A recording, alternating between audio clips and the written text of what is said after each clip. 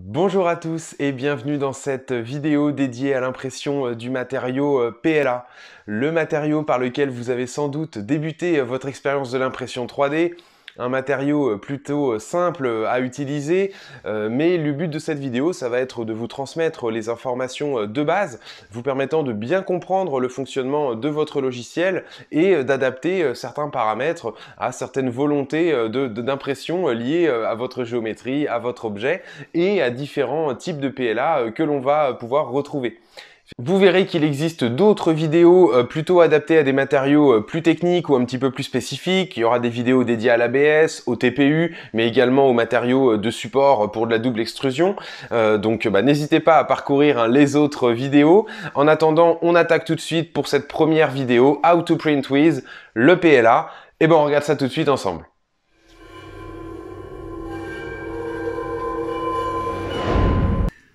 Comment donc imprimer le PLA? On regardera donc qu'est-ce que le PLA, les conseils généraux, les paramètres d'impression. On terminera par ce qu'il en est des applications et des performances de ce filament. Et donc pour débuter, qu'est-ce que le PLA? Donc le PLA, PLA, polylactide acide, acide polylactique, c'est donc un filament bio qui n'est pas issu du pétrole. Comme la majorité, même la totalité des thermoplastiques, hein, hormis le PLA, on est sur une source pétrolière au filament d'impression 3D. Effectivement, la seule variation à ça est le PA11, mais on a très peu de PA11 en impression 3D, donc on va considérer que tous les filaments d'impression 3D ne sont pas bioplastiques. On aura uniquement donc les PLA qui sont effectivement biosourcés à base d'amidon de maïs principalement. On retrouvera donc un filament qui n'est pas toxique à l'impression. Pendant l'extrusion, on n'a pas d'émanation de COV toxique. C'est un filament qui est donc plutôt adapté à l'impression 3D et on pourrait même dire qu'il a été développé pour l'impression 3D. C'est un matériau que l'on retrouvera très peu de manière industrielle, en fabrication, en injection ou en moulage. C'est un matériau qu'on utilisera finalement très très peu. On retrouvera principalement ce matériau en impression 3D. L'intérêt de ce filament en impression 3D, c'est qu'il n'offre pas de retrait. La matière ne souffrira pas pendant le refroidissement d'un retrait dimensionnel, ce qui sera effectivement très intéressant pour avoir une bonne adhérence au plateau et d'avoir aussi de bonnes cotes au niveau dimensionnel. On aura également un filament qui est finalement très peu sensible au oozing. On a un niveau de viscosité qui nous permet d'avoir très peu de coulure produite pendant l'impression et c'est l'un des facteurs qui va vraiment être intéressant en impression 3D pour un filament. Ces différents paramètres vont également rendre possible l'impression sur des grands formats d'impression. Donc quand on retrouve des imprimantes avec vraiment des grands formats d'impression possible d'imprimer sur 40, 50, voire même plus en dimension plateau et voire même également autant en hauteur, forcément on a besoin d'une matière qui réagit très peu au refroidissement pour ne pas avoir de tension pendant l'impression qui sont générées et donc le PLA est particulièrement adapté pour cela. Pour ce qu'il en est des conseils généraux, on retrouvera ici le besoin d'utiliser une imprimante ouverte. Effectivement, le PLA est un matériau qui a besoin de refroidir assez efficacement et donc les imprimantes qui sont complètement fermées, en général, rendront des résultats un petit peu moins jolis, un petit peu plus coulants, un petit peu plus baveux, on va dire, dans leur aspect. Il est important de vraiment utiliser une machine idéalement bien ouverte pour optimiser, on va dire, le refroidissement de notre matériau, aussi bien visuellement que mécaniquement, c'est important. Donc en tout cas, voilà, n'hésitez pas à retirer éventuellement les capots de protection. Je pense à la Raise Pro 2 en l'occurrence. Le capot est éventuellement à entrouvrir un petit peu pour l'impression, tout comme les capots d'Ultimaker ou les stations de protection, on va dire, de vos Creality. Pensez bien à laisser un petit peu d'air frais pendant l'impression de vos PLA. Vous aurez une qualité qui en sera meilleure. Dans tous les cas, attention à votre filament. Il est sensible aux UV, sensible aux températures pour un PLA et toujours pour ce qu'il en est de l'humidité. Les filaments forcément souffrent de l'humidité. S'ils ne l'absorbent pas, au moins elle peut se déposer à l'extérieur et donc perturber l'extrusion. Donc très attention à cela, c'est toujours important. Pour revenir un petit peu sur l'importance de la machine ouverte, quand on a un filament qui est bien conditionné, on a une gestion des porte-à-faux, donc c'est-à-dire la possibilité de générer une impression avec ou sans support en fonction de l'angle d'inclinaison. Et bien en général pour le PLA, on va pouvoir se permettre d'imprimer jusqu'à un angle assez important de 60 degrés en partant de l'idée qu'on fait des couches à peu près de 0,15. La norme, on va dire, de 60 degrés correspond plutôt bien au PLA. En sachant que plus vous faites des couches fines, plus vous pourrez attaquer un petit peu un angle supérieur. C'est un filament qui est compatible avec le PVA. En double extrusion, il est très important de pouvoir utiliser la matière soluble pour réaliser donc son support, et la matière PVA est développée effectivement pour fonctionner avec le PLA. Donc vraiment cette compatibilité est très importante à avoir en tête. Lorsque l'on attaque maintenant les paramètres d'impression. Donc, on va commencer par les températures d'extrusion de ce matériau PLA, et en général, on sera sur des températures assez faibles, entre 190 et 210. On pourra augmenter un petit peu les températures quand on augmente les vitesses, les épaisseurs de couche ou les diamètres de buse, mais en général, à 210, on est déjà au niveau de fluidité qui est largement acceptable pour ce filament. On aura une température de plateau qui est plutôt assez agréable aussi à travailler. C'est un des matériaux qu'on pourra utiliser sur des plateaux, on dit froids, donc aux alentours de 20-25 degrés, avec une solution d'adhérence type Blue Tape ou ce genre de choses. Mais on recommandera, et c'est généralement le cas de la majorité des imprimantes maintenant, l'utilisation d'un plateau chauffant entre 50 et 60 degrés. C'est vraiment là où on produit une excellente adhérence et une facilité de retrait dès que le plateau retombe en température. Même pas besoin d'utiliser de colle ou de choses comme ça pour le PLA, c'est vraiment simplement la chauffe du plateau qui va suffire. Le fameux plateau en verre est parfaitement adapté pour le PLA en l'occurrence. Pour ce qu'il en est des vitesses d'impression, le PLA est un filament qui va pouvoir s'imprimer à des vitesses qui sont plutôt intéressantes, à entre 40 et 60 mm par seconde. Les résultats sont plutôt très bons. On peut même augmenter un petit peu les vitesses. Certains PLA sont développés spécifiquement pour pouvoir accélérer un petit peu les vitesses de fabrication en ayant un taux de cristallisation un petit peu plus rapide. Donc voilà un petit peu. En tout cas, les PLA sont des matériaux que l'on peut travailler à haute vitesse, mais par défaut, c'est des matériaux pour avoir une qualité optimale que l'on doit travailler aux alentours effectivement de 40-60 mm par seconde, avec la ventilation à 100%. D'autres petites informations que je souhaite vous transmettre justement pour pouvoir vraiment bien comprendre le fonctionnement de votre imprimante et l'importance de certaines valeurs pour en l'occurrence le PLA. Premièrement, les distances de rétraction. La rétraction, c'est un phénomène qui est généré pendant les déplacements à vide de votre imprimante afin de ne pas laisser couler la matière plastique qui aura tendance à vouloir couler étant donné qu'on est à température et sous pression. Eh bien, il est important de pouvoir limiter ce phénomène de coulure, et la rétraction est une action mécanique qui va être produite pendant ces déplacements où le filament va finalement être retiré de votre buse, en tout cas ressorti très légèrement de votre buse pour pouvoir justement limiter la coulure, le oozing, le stringing, qui va être limité justement ou atténué ou même annulé complètement par cette rétraction. La valeur pour le PLA ici sera entre 3 mm et 6,5 mm en fonction justement de votre modèle d'imprimante, de votre type de hot end. Le paramètre de rétraction peut même poser des problèmes parfois quand on a énormément de toutes petites zones d'impression détaillées sur une même couche. La rétraction peut avoir tendance à endommager un petit peu le filament, donc c'est important de bien connaître ce paramètre-là. Il est corrélé à une vitesse forcément de déplacement tenant compte de cette longueur. Donc apprenez bien à utiliser ces deux paramètres-là. Dans certains cas, ça pourra vraiment améliorer la qualité de vos impressions ou améliorer la fiabilité de celles-ci également. On va également parler de la largeur de ligne de votre imprimante 3D. Pour du PLA, en général, on va utiliser une buse par défaut de 0,4 et on verra que la largeur de ligne de votre impression finalement peut être un petit peu ajustée en partant de cette valeur de 0,4. On va regarder ça au niveau logiciel et on verra également ce qu'est le nombre de coques, à savoir que votre modèle 3D est composé de coques et de remplissage, et on verra que l'on peut effectivement travailler sur cette valeur de coque avec le PLA. C'est quelque chose que l'on peut se permettre de faire, tout comme justement la valeur de remplissage que l'on va pouvoir se permettre effectivement d'ajuster jusqu'à même produire des hautes densités de remplissage grâce à ce taux de retrait, ce phénomène de retrait qui est très très faible, voire même inexistant sur le PLA, qui nous permettra assez facilement d'aller augmenter les densités jusqu'à 99%. On va tout de suite regarder dans Cura à quoi ça ressemble. Et donc on sélectionne le matériau PLA. Il nous est proposé tout de suite différents profils d'impression, donc différentes épaisseurs de couches. Ensuite, la densité du remplissage, la possibilité d'activer ou pas les supports, ainsi que l'aide à l'adhérence.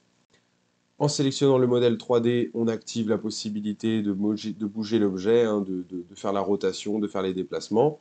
Ce qui va nous intéresser, c'est plutôt la partie avancée du logiciel, qui est accessible depuis le petit bouton personnalisé, custom, en bas à droite. Ici donc, on va retrouver les paramètres généraux et je vous invite à utiliser la visibilité avancée pour afficher un certain nombre de paramètres. Vous aurez par défaut peut-être peu de paramètres visibles. En activant le mode avancé, vous verrez que d'autres vont se rendre visibles. Et donc le mode avancé, c'est celui qui nous intéresse. On va utiliser un profil d'impression à 0,16 ou à 0,2, ce qui va déjà déclencher des paramètres automatiques de pas mal d'éléments. Et donc là, on va regarder un petit peu ce qu'il en est de cet onglet qualité, avec, comme vous l'avez vu, en première information, l'épaisseur de la couche. La seconde ligne correspond à notre épaisseur de première couche, et par défaut, je recommande une épaisseur de couche plus importante que pour les couches suivantes. Cela permettra d'améliorer un petit peu l'adhérence de votre première couche au plateau, de vos fondations. Ça tiendra compte aussi d'une calibration qui n'est pas tout le temps ultra régulière, donc ce sera toujours un petit peu plus fiable. La largeur de ligne, on en a parlé un petit peu tout à l'heure, donc c'est une valeur sur laquelle on va pouvoir jouer en travaillant un petit peu plus large ou un petit peu moins large. La valeur par défaut, c'est le diamètre de la buse, mais on sait qu'on peut effectivement augmenter ou diminuer cette valeur pour surextruder ou surextruder un petit peu, de manière à créer un petit peu moins de déplacement ou créer des impressions plus fines quand on a besoin de parois vraiment fines. Dans notre onglet coque, on va retrouver le nombre de parois verticales ainsi que le nombre de dessus-dessous, des top et bottom. Ce sont les valeurs qui vont nous permettre de calculer nos épaisseurs de coque. Le travail des épaisseurs de coque verticales, la valeur de 2, est à multiplier par le diamètre de la buse pour calculer finalement la largeur réellement produite. C'est ce que l'on va voir dans le petit aperçu ici en vert et rouge. Ce sont les coques qui créent notre modèle 3D. Et ce sont les coques verticales qui sont donc créées par deux passages de buse, une verte, une rouge. C'est comme ça que l'on va pouvoir augmenter ou diminuer notre épaisseur de coque en changeant cette valeur de 2 en la passant à 3, voire 4 pour augmenter. En ce qui concerne les coques que vous voyez en jaune, celles-ci, eh bien, elles sont créées à partir de la valeur top layers et bottom layers. Ici, c'est une valeur que vous avez à multiplier par l'épaisseur de votre couche. Ainsi, 4 fois 0,2 va produire les 0,8 mm d'épaisseur. C'est ainsi que vous allez pouvoir également augmenter cette épaisseur en tenant compte parfois d'une densité de remplissage plus faible qui peut nécessiter d'augmenter un petit peu cette valeur.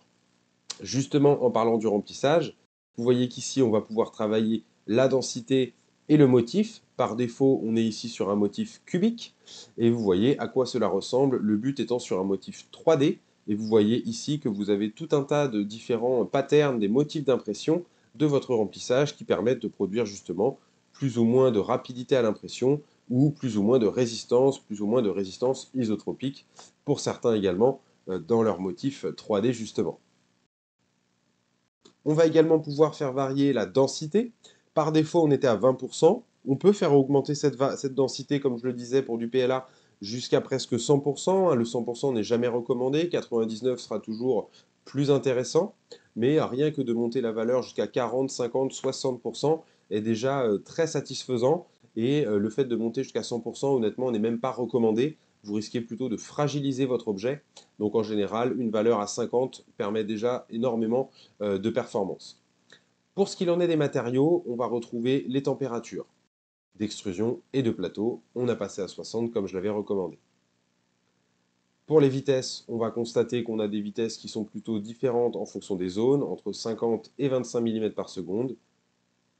Et on retrouvera les paramètres de rétraction que je vous indiquais. Donc on est à 5,45. On est sur une longueur plutôt raisonnable et une vitesse assez élevée. Et la valeur suivante, c'est la fameuse ventilation qui est à 100% pour le PLA. Et la possibilité de générer des supports et de les personnaliser, c'est ça que l'on va faire par la suite. On y retourne. Il est recommandé pour des supports en PLA d'appliquer des supports en motif zigzag afin d'économiser, on va dire, le temps passé à la réalisation des supports. Le zigzag est largement suffisant pour ça et on va permettre également avec le support zigzag d'avoir un bon décrochage de nos supports. Donc on va recommander ça. Une interface à 50%, on verra à quoi ça correspond, et ce que l'on appelle un espace en Z à 0,16, donc c'est-à-dire c'est l'espace que l'on va laisser entre le haut du modèle 3D et le support. Quand vous êtes équipé d'une machine à simple extrusion ou que vous ne souhaitez pas utiliser une matière de support soluble ou autre pour la fabrication des supports, ce qui est tout à fait adapté à de nombreux cas, eh bien c'est ce genre de paramètres que je vais recommander pour la réalisation de vos supports. On va expliquer un petit peu tout ça et on verra que dans certains cas, vous allez réaliser vos supports dans une matière soluble ou facilement détachable qui permettront justement de créer des supports d'une manière un petit peu différente et qui permettront d'avoir des résultats qui le sont également. Donc, vous voyez ici à quoi ressemblent justement des supports que je génère en PLA. Ici, le but, c'est d'avoir une structure en zigzag qui soit ajoutée, on va dire, en partie supérieure par une interface à 50%. Et au-dessus de cette interface à 50%, on laisse donc un espace de vide de 0,16 mm d'épaisseur sur lequel on viendra finalement avoir notre dépôt de matière. On aura ici en partie inférieure l'équivalent, mais donc avec le paramétrage adapté à une matière soluble, où là finalement on va faire une structure un petit peu plus rigide en triangle, sur lequel on viendra déposer une interface, cette fois-ci à 100% et non plus à 50% comme on l'avait plus haut. L'atout de cette matière soluble ou de cette matière détachable, c'est de pouvoir se décrocher facilement. Et donc, on va pouvoir la mettre en contact direct avec notre matière, avec notre support, et donc laisser un espace en Z de 0, justement, sur cette partie intermédiaire entre la partie support et notre objet. Voilà pour le paramétrage de votre filament PLA. Donc vous voyez qu'il est finalement plutôt simple de l'utiliser et que par défaut les logiciels fonctionnent plutôt de manière efficace avec le filament PLA. Mais vous avez ici mes petites astuces pour avoir des supports plus performants qui rendent des impressions plus jolies. Et vous avez également des astuces qui vous permettront dans certains cas de réduire vos temps d'impression pour ce qu'il en est de la largeur de la ligne.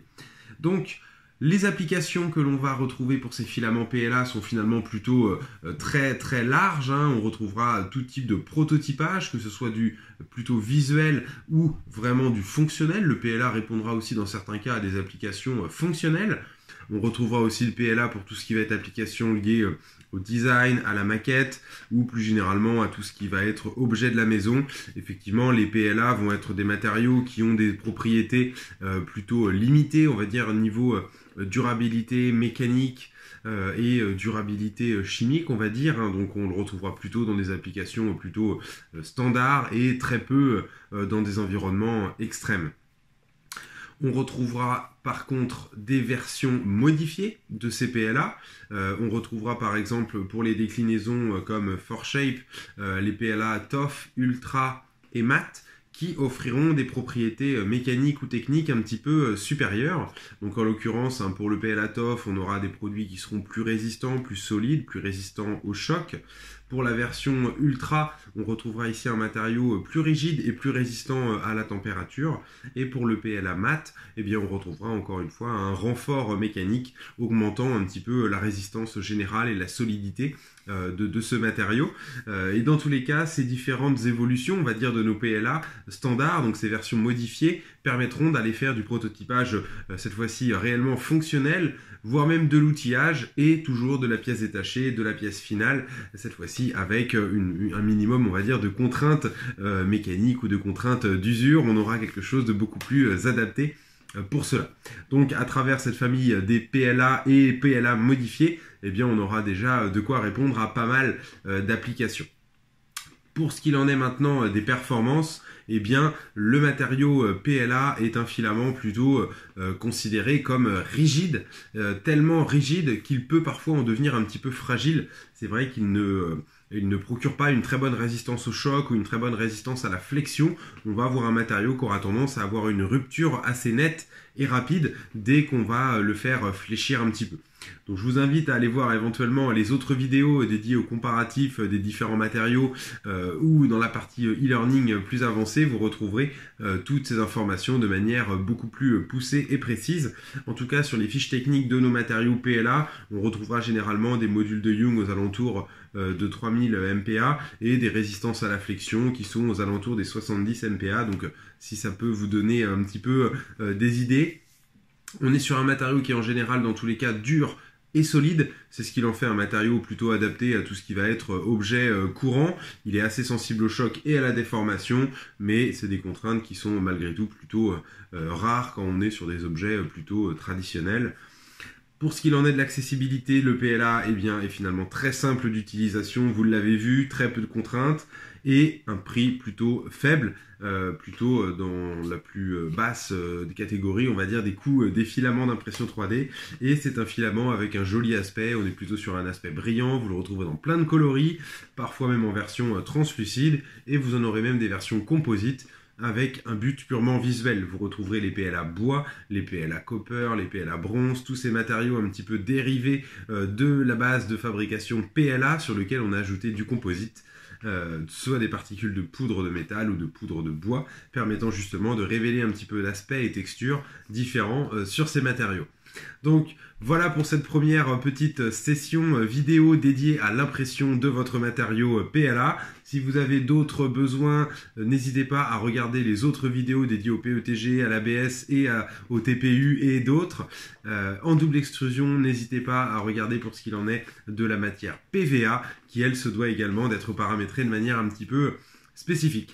Je vous remercie de votre attention et je vous dis à très vite pour la prochaine.